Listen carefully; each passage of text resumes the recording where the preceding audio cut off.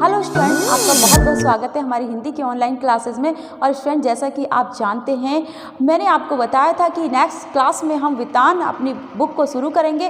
वितान जो हमारी पुस्तक है उसको शुरू करेंगे। तो वितान, आज हमारा वितान में जो फर्स्ट लेसन था वो हमारा कंप्लीट हो चुका था, वो था लता मंगेशकर जी के बारे में।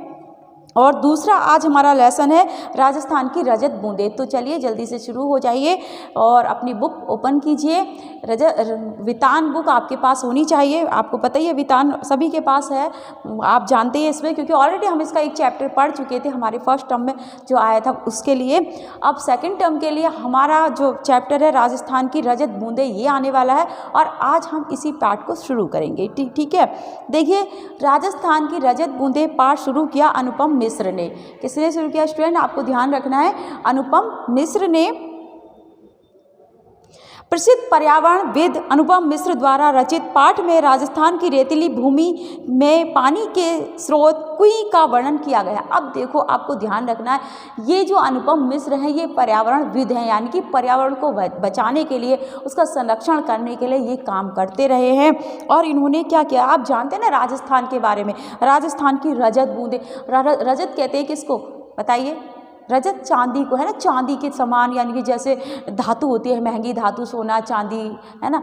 वहाँ पर राजस्थान में पानी की पानी इतना महत्वपूर्ण है, इतनी महत्ता है पानी की कि पानी को भैया सोना चांदी से कम नहीं समझा जाता। वहाँ अगर पानी, क्योंकि पानी की बहुत दिक्कत है, सारा रेतीली भूमि है, अब वहाँ पर उनको पानी, इसलिए लिखा है कि राजस्थान की रजत बूंदें, पाठ का नाम इसीलिए है, यानी कि पानी के महत्व के बारे में इस पाठ में बताया गया है। और राजस्थान की रेतीली भूमि में पानी के स्रोत कुएं का वर्णन किया गया है।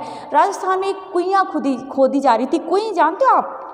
कुआं, ठीक है, कुआं तो बड़ा होता है, कुएं कहते हैं उसको छोटी, बहुत छोटी जगह पे, क्योंकि इतना सारा कैसे खोद पाएंगे। जैसे हम लोग के यहाँ हमारे उत्तर भारत में या इधर इस साइड में होता है, तो उसमें तो कुएं होते हैं बड़े बड़े, उसको बहुत गहरा गहरा ज़मीन खोदी जाती है, उसमें से पानी निकलता है। तो बहुत, अब से कुछ साल पहले तक कुओं से ही सिंचाई हुआ करती थी, कुओं से लोग पानी पीते थे, भर भर कर ले जाते थे अपने घर में। लेकिन अभी तो अलग सुविधा हो गई है ना।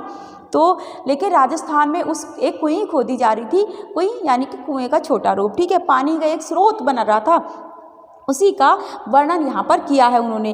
किस प्रकार राजस्थान में लोगों ने पानी के लिए प्राकृतिक संसाधनों का उपयोग करके जीवन सरल बना लिया है, इस पाठ में चर्चा की गई। अब देखो, राजस्थान के लोगों ने, है ना, प्राकृतिक जो संसाधन है उनका प्रयोग करके जीवन सरल बना लिया। आपको मैंने बताया पहले कि राजस्थान में पानी की बहुत किल्लत है, पानी नहीं है, लेकिन लोगों ने जो प्राकृतिक स्रोत हैं उनका ऐसा यूज करना सीख लिया, ऐसा प्रयोग करना सीख लिया कि उन्होंने अपने कठिन जीवन को, पानी के बिना तो जीवन नहीं है, आप जीवित रहेंगे तो पानी के बल पर ही जीवित रहेंगे, पीने को भी चाहिए, आपको खाना बनाने को भी चाहिए, हर काम के लिए पानी की ज़रूरत होती है। तो इसलिए उन्होंने प्राकृतिक जो संसाधन है उनका उपयोग करके अपने जीवन को सरल बना लिया। किस तरह से बना लिया है ना, उसी की इस पाठ में यहाँ पर चर्चा की गई है।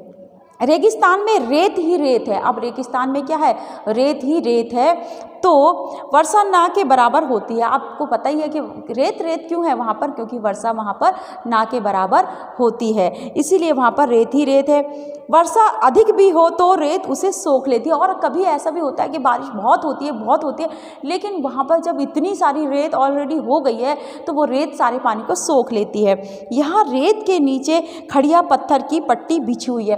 और जो खड़िया पत्थर होता है ना, थोड़ा चिकना सा, आपने देखा होगा कि पहले लोग उस पर लिखा करते थे ना, पहले, अभी तो कॉपी हुआ थी, पहले वो तख्ती टाइप की होती थी, स्लेट होती थी, उस पर जो लिखते थे ना वाइट, तो वो खड़िया पत्थर की पट्टी बिछी हुई है वहाँ पर रेत के नीचे। यह पट्टी पानी को अधिक नीचे नहीं जाने देती। अब उस रेत के नीचे जो खड़िया पत्थर, जो परत है ना, जो परत है उस पे, पृथ्वी पर रेत के नीचे, वो जो बारिश होती है ना तो रेत उस पानी को सोख लेती है, लेकिन उस खड़िया वाली पत्थर की जो लेयर है उससे नीचे वो जाने नहीं देती। यह पट्टी पानी को अधिक नीचे नहीं जाने देती। इस पट्टी के नीचे का पानी खारा है और इससे नीचे पानी खारा होगा है। जो खड़िया पत्थर की जो लेयर है उस लेयर से नीचे पानी खारा है। खारे पानी में मिलने के बाद यह पानी भी पीने लायक नहीं रहता। और जो ऊपर खड़िया पत्थर है की जो पट्टी बिछी हुई है, जो लेयर है, उससे ऊपर पानी सही है, मीठा पानी है ना, या कह सकते हैं कि शुद्ध पानी उसको कह सकते हैं, उससे नीचे अगर चला जाएगा तो पानी खारा हो जाएगा, और खारा पानी तो किसी काम के लिए नहीं होता है ना।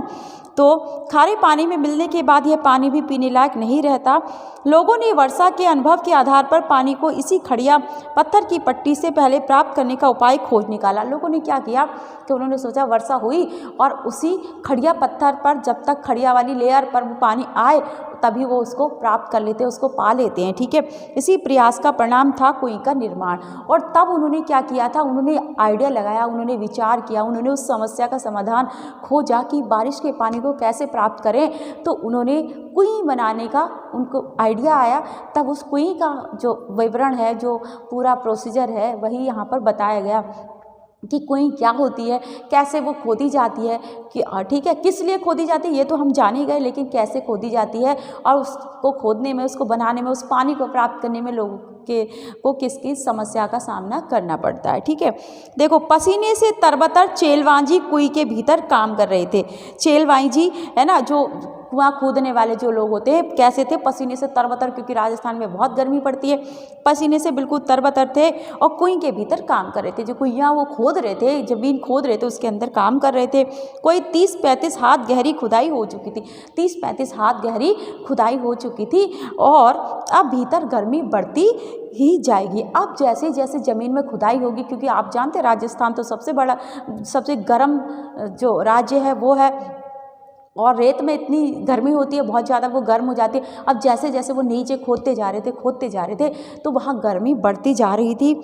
कुएं का व्यास घेरा बहुत ही संकरा है। अब कुएं का जो व्यास है, जो घेरा, कुआं तो बड़ा होता है, आराम से तुम जाके उसको खोद सकते हो, है ना, लेकिन वो बहुत पतला सा कुइयाँ का व्यास था, व्यास कहते हैं उसकी घेरा, गोलाई, ठीक है। अब बहुत घेरा बहुत ही संकरा है, संकरा मीन्स बहुत ही पतला, बहुत छोटी सी जगह में वो खुदाई हो रही थी।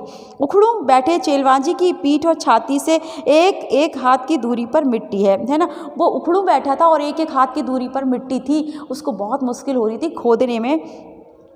दूसरी संकरी जगह में खोदने का काम कुल्हाड़ी या फावड़े से नहीं हो सकता, है ना, सॉरी, इतनी संकरी जगह में अगर खोदेंगे तो फावड़े से या कुल्हाड़ी से आप नहीं खोद सकते उसको कैसे खोदना पड़ता है। खुदाई यहाँ बसौली से की जाती है। बसौली है ना, बसौली क्या होती है, देखो एक पतला सा, देखो एक उसमें हत्था होता है पकड़ने का और एक पतला सा फल होता है, बस उसी से धीरे धीरे धीरे खोदा जाएगा।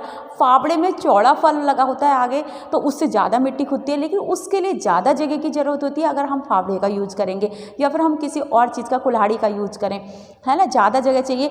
लेकिन जब हमें छोटी जगह में खुदाई करनी होती है, बहुत पतली जगह में खुदाई करनी होती है, तो हम उसको छोटे औजार का प्रयोग करेंगे, उसे कहते हैं बसौली, ठीक है। उससे देखिए, बसौली से जो निराई वगैरह की जाती है खेतों में, जो खरपतवार निकाले जाते हैं, घास वगैरह हो जाती है ना, तो जैसे आलू है या फिर प्याज है, उसकी खेती करते हैं तो उसी से, बसौली से ही वो निकालते हैं, ठीक है। अब यहाँ से बसौली छोटी डंडी का छोटे फावड़े जैसा औजार होता है। छोटी डंडी का होता है, छोटा फावड़ा जैसा औजार ही होता है ना, तो उससे, और लकड़ी वगैरह भी काट लेते हैं, कुल्हाड़ी की तरह होता है लेकिन छोटा होता है, ठीक। तो औजार होता है नुकीला पत्थर, नुकीला फल लोहे का और हत्था लकड़ी का। मैंने आपको बताया कि नुकीला फल होता है उसका लोहे का ही होता है और उसका हत्था जो होता है वो लकड़ी का, जैसे फावड़े में होता है। कुएं की गहराई में चल रहे मेहनती काम पर वहाँ की गर्मी का असर पड़ेगा। अब कुइयाँ के अंदर जो काम चल रहा था वो बड़ा मेहनत का काम था और उस पर गर्मी का असर तो ज़रूर होगा, क्योंकि फिर भी वो ज़मीन के नीचे रेत ही रेत, वहाँ पर खुदाई कर रहे थे और गर्मी बढ़ रही थी। गर्मी कम करने के लिए ऊपर ज़मीन पर खड़े लोग बीच बीच में मुट्ठी भर रेत बहुत जोर से के साथ नीचे फेंकते हैं, इससे ऊपर की ताज़ी हवा नीचे फिकाती है। अब क्या करते हैं, गर्मी बहुत हो रही है, नीचे हवा जा नहीं रही है, तो लोग क्या करते हैं, जो ऊपर कुइयाँ के ऊपर खड़े होते हैं ज़मीन पर, ऊपर सतह पर, वो क्या करते हैं, रेत ऐसे ऐसे फेंकते हैं, ज़ोर ज़ोर से फेंकते हैं रेत नीचे, जिससे कि वो रेत के साथ हवा का प्रेशर जाए, थोड़ा सा उनको थोड़ी राहत महसूस हो। और गहराई में जमा दम घोंटू गर्म हवा ऊपर लौटती है। इतनी ऊपर से फेंकी जा रही रेत के कण नीचे काम कर रहे चेलवाजी के सिर पर लग सकते हैं, इसलिए वे अपने सिर पर कांसे, पीतल या अन्य किसी धातु का बर्तन टोप की तरह पहने हैं। अब क्या करते हैं, जब ऊपर नीचे हवा है नहीं, गर्म गर्म हवा है, क्योंकि रेत में जब खुदाई करोगे तो गर्म हवा आएगी, तो वो लोग क्या करते हैं, ऊपर जो खड़े लोग हैं रेत फेंकते हैं। अब भाई छोटी सी जगह है, छोटी सी जगह में वो लोग उखड़ू बैठ के खुदाई कर रहे हैं, बस इतनी जगह है, तो वो लोग क्या करते हैं, जो मजदूर है चैलमांझी जो काम कर रहे हैं, वो अपने सर पे जैसे हेलमेट पहन लेते हैं ना, हेलमेट, तो हेलमेट की जगह वो जैसे हेलमेट ही मान लीजिए एक तरह का पीतल या अन्य किसी धातु का बर्तन टोप की तरह पहने हुए थे। कोई बर्तन जैसे परात वगैरह होती है ना पीतल की, तो वो सर पे वो रख लेते हैं, ताकि क्योंकि रेत फेंकेंगे तो उनके सर पे चोट लगेगी, इसीलिए वो अपने सिर को सुरक्षित रखने के लिए ऐसा करते हैं। नीचे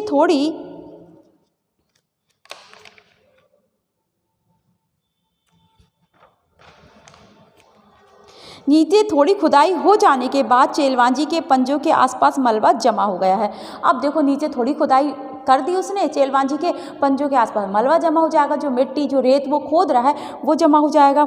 ऊपर रस्सी से एक छोटा सा डोल या बाल्टी उतारी जाती है। तब वो कहता है कि भाई बताता होगा ऊपर वाले लोगों को जो ऊपर खड़े हैं ज़मीन पर, ऊपर ऊपरी सतह पर ज़मीन के अंदर से, वो कहता है कि भाई यहाँ बहुत जमा हो गया है मलबा, तो फिर ऊपर से कोई बाल्टी वगैरह रस्सी में बांधकर नीचे उतारी जाती है। डोल कहते हैं, डोल यानी कि बाल्टी की तरह ही ऐसा डोल होता है ना, डब्बा ऐसे मान लो, तो वो उतारा जाता है। मिट्टी उसमें भर दी जाती है। पूरी सावधानी के साथ ऊपर खींचते समय भी बाल्टी में से कुछ रेत कंकड़ पत्थर नीचे गिर सकते हैं।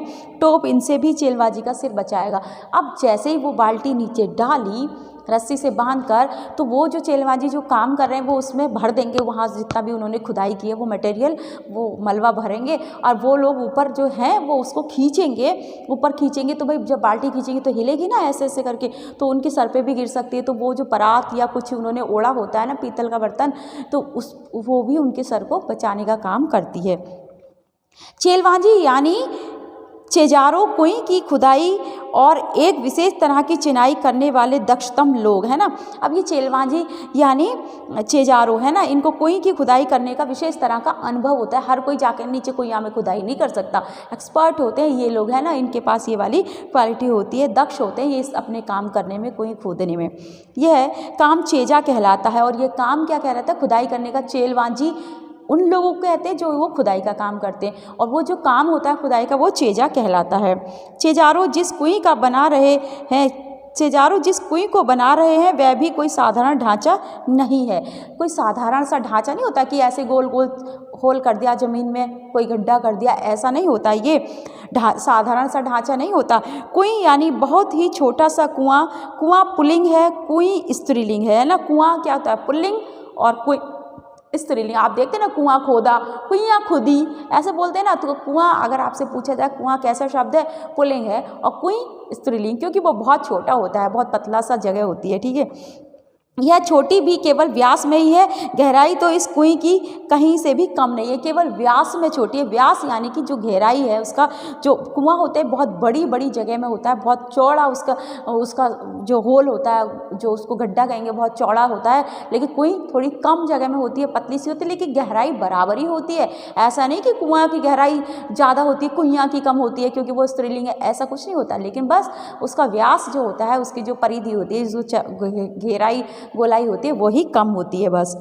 गहराई तो इस कुएं की कहीं से भी कम नहीं। राजस्थान में अलग अलग स्थानों पर एक विशेष कारण से कुइयां की गहराई कुछ कम ज़्यादा होती है। अब जहाँ जहाँ पानी का कुछ, राजस्थान में जब जहाँ जहाँ कुइयां बनी होती हैं, ये कुएं बनी होती है, उनकी गहराई कहीं कम होती है, कहीं ज़्यादा। इसका ये क्यों होती है, वो इस वजह से होती है पानी के लेवल के वजह से। जब पानी जिस जगह जिस लेवल पर होगा, यानी कि कहीं पानी ऊंचा होगा और कहीं ज़्यादा गहराई में होगा, कहीं जल्दी मिल जाता है तो वहाँ कुइयाँ थोड़ी गहरी कम होती है, और कहीं बहुत देर में बहुत नीचे मिलेगा, मतलब ज़मीन में बहुत गहरे मिलेगा तो वहाँ पे गहरी होगी। जहाँ पर वो लेयर होगी खड़िया मिट्टी की, वहीं पर पानी मिलेगा। तो हर जगह एक समान तो होगी नहीं कि भाई 10 फीट पर है या 20 फीट पर है, ऐसा तो होगा नहीं। कहीं 35 पर होगी, कहीं 60 पर होगी, कभी 100 पर भी होगी। तो इस तरह से कुइयां की गहराई भी उस पर डिपेंड करती है। कुएं एक अन्य अर्थ में कुएं से बिल्कुल अलग है। और एक देखो, कुएं में और कुएं में क्या अंतर है ये भी हम जानेंगे। तो कुएं एक अन्य अर्थ में कुएं से बिल्कुल अलग है। उसका कौन सा अर्थ है, कुआं भूजल को पाने के लिए बनता है, पर कुएं भूजल से ठीक वैसे नहीं जुड़ती जैसे कुआं जुड़ता है। अब कुएं में और कुएं में क्या अंतर है, कुआं खोदते जाओ खोदते जाओ खोदते जाओ ज़मीन को, आपको जहाँ पानी मिलेगा आप वहीं खोदना बंद कर देंगे उसको, तो वो कुआं हो गया। वो भूजल यानी कि पृथ्वी के जल को पाने का स्रोत है ना। कुआं खोदते हैं तो ज़मीन में से पानी निकालते, जैसे बोरिंग वगैरह होती है तो ज़मीन में से पानी आता है। लेकिन कुइयाँ जमीन के पानी से ऐसे नहीं जुड़ती जैसे कुआं जुड़ता है। ये कैसे जुड़ती है? कुएं वर्षा के जल को बड़े विचित्र ढंग से समेटती है, तब भी जब वर्षा ही नहीं होती है ना। कुएं अलग होती है, इसका विशेष महत्व होता है, विशेष तरह की ये होती है और ये वर्षा के जल को ऐसे समेटती है, अपने आप में इकट्ठा करती है और ऐसी नहीं हो, और तब भी जब वर्षा हो रही होती है और तब भी जब वर्षा नहीं हो रही होती है। तो कुएं को इस तरह से बनाते हैं, वो रेत में जितना भी पहले से पानी है वो सारा उस कुएं में आ जाए। यानी कुएं में ना तो सतह पर बहने वाला पानी है ना भूजल है, यह तो नेति जैसा कुछ पेचीदा मामला है ना। अब ये तो कैसा बड़ा पेचीदा मामला है कि वहाँ से एक बूंद बूंद करके पानी उसको सारे रेत में से खोजना होता है। मरुभूमि में रेत का विस्तार और गहराई अथाह है। अब मरुभूमि यानी कि रेतीली भूमि यानी कि रेगिस्तान में जो रेत का विस्तार और गहराई है वो अथाह है। ये नहीं कि ऊपर ऊपर लेयर है, हम इतनी सारी रेत हटा देंगे। अगर ऐसा होता तो वहाँ की सरकारें कभी का उस रेत को ख़त्म कर चुकी होती, लेकिन ऐसा नहीं, अथाह रेत है, वहाँ पर कुछ नहीं पता कितनी गहराई तक रेत है। तो इस तरह से अथाह रेत है। यहाँ वर्षा अधिक मात्रा में भी हो तो उसे भूमि में समा जाने में देर नहीं लगती। कितनी भी बारिश हो जाए ये भूमि में समा जाते, बस सेकंडों में वो जितना पानी बरस रहा है वो सारा ज़मीन में समा जाता है, कोई कीचड़ वीचड़ नहीं होती वहाँ पर। कहीं कहीं मरुभूमि में रेत की सतह के नीचे प्रायः 10-15 हाथ से 50-60 नीचे खड़िया पत्थर की एक पट्टी चलती है। पर ज़्यादातर ऐसा होता है वहाँ पर कि 10-15 हाथ नीचे, ऊपर रेत 10-15 हाथ नीचे खड़िया पत्थर की जो लेयर होती है ना, वहाँ पर वो खड़िया पत्थर की लेयर चलती है। ज़्यादातर ऐसी जगह है राजस्थान में। यह पट्टी जहाँ भी है काफ़ी लंबी चौड़ी है, पर रेत के नीचे दबी रहने के कारण ऊपर दिखती नहीं है ना। तो रेत के नीचे दबी हुई है लेकिन ये दिखती नहीं है लोगों को और ज़्यादा गहरी नहीं होती, मतलब उसमें रेत से 10-15 हाथ नीचे ही ये खड़िया पत्थर की जो लेयर होती है वो होती है। ऐसे क्षेत्रों में बड़े कुएं खोदते समय मिट्टी में हो रहे परिवर्तन से खड़िया पट्टी का पता चल जाता है। अब इन लोगों के पास टेक्निक होगी ऐसी है ना, टेक्नोलॉजी होगी कि जिससे इनको खड़िया पट्टी का पता चल जाता है। बड़े कुओं में पानी तो 150-200 हाथ पर निकल ही आता है, पर वह प्रायः खारा होता है, इसलिए पीने के काम में ये नहीं आ सकता। अब बड़े कुएं बनाएंगे वो तो उसमें पानी तो निकल आएगा, लेकिन वो खारा होता है और पीने के काम नहीं आ सकता।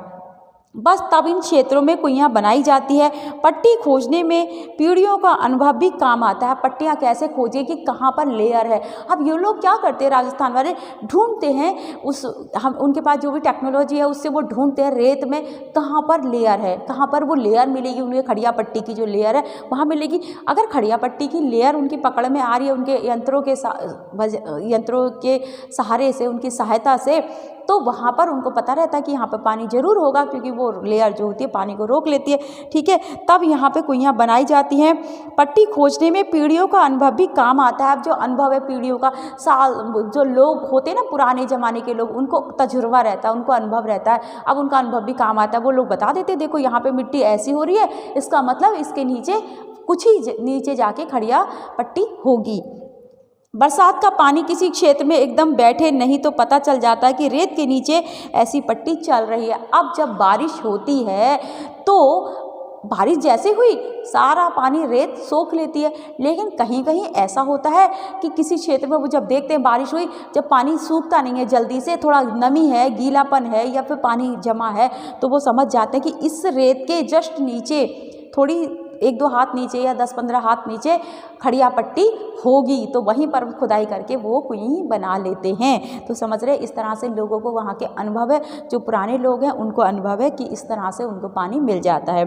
यह पट्टी वर्षा के जल को गहरे खारे भूजल तक जाकर मिलने से रोकती है। और खड़िया पट्टी जो होती है, खड़िया जो लेयर होती है, खड़िया मिट्टी की जो लेयर होती है, वो जो वर्षा का पानी होता है उसको खारे पानी में नहीं मिलने देती, उस पानी को वो वहीं पर रोक लेती है। ऐसी स्थिति में उस बड़े क्षेत्र में वर्षा पानी भूमि की रेतीली सतह और नीचे चल रही पथरीली मिट्टी के बीच अटक कर नमी की तरह फैल जाता है। बस वहाँ पे अटक जाता है वो पानी और नमी की तरह फैल जाता है। तेज पड़ने वाली गर्मी में इस नमी की भाप बनकर उड़ जाने की आशंका उठ सकती है, पर ऐसे क्षेत्रों में प्रकृति की एक और अनोखी उदारता काम करती है। तो स्टूडेंट देखिए, अब इस पानी के बारे में कितनी अच्छी जानकारी कि किस तरह से राजस्थान के लोग वो कुएं का निर्माण कर लेते हैं और किस तरह से वो पानी ज़मीन के अंदर खड़िया मिट्टी पट्टी है, वो खड़िया मिट्टी की जो लेयर है और पत्थरों के बीच वो जाकर रुक जाता है। अब ऐसा भी है कि भाई जब गर्मी पड़ेगी, रेत इतनी गर्म हो जाएगी तो पानी भाप बनकर उड़ सकता है। तो पानी तो ऐसे ही ना, ये साइकिल चलती है पानी की, तो है ना, वो भाप बन के उड़ता है, फिर वहाँ से बादल बनते हैं, बादल भारी होकर फिर पानी वर्षा कर देते हैं भूमि पर, पृथ्वी पर। तो इस तरह से आप देखते हैं कि भाई ऐसा भी तो संभावना है कि वो जो पानी नीचे रुका हुआ है ज़मीन के, जब गर्म होगी रेत तो भाप बनकर उड़ेगा, सूख जाएगा। तो लेकिन क्यों नहीं उड़ता वो, ऐसे कैसे लोगों को राजस्थान के मिल जाता है? तो इन सब सवालों के हम जवाब जानेंगे हमारी नेक्स्ट वीडियो में, नेक्स्ट लेक्चर में। और आज के लिए हम बस इतना ही पढ़ेंगे। हमने इसमें देख लिया, जाना कि किस तरह से लोग राजस्थान के संघर्ष करते हैं, पानी के लिए संघर्ष करते हैं और जीवित रहने के लिए उनको कितना पानी को सहेजना पड़ता है। और जब इस तरह से पानी मिलता है तो फिर वो लोग उस पानी की कीमत भी जानते हैं। और एक हम हैं जहाँ पानी हमें खूब सारा मिल जाता है, बिना प्रयासों के मिल जाता है। हम नहीं जानते पानी की कीमत, तो हम उसको खूब बहाते हैं और फेंकते हैं। तो हमें ऐसा नहीं करना चाहिए, ये बात आपको ध्यान रखनी चाहिए और इस पाठ से हम ये सारी बातें सीखेंगे। Thank you.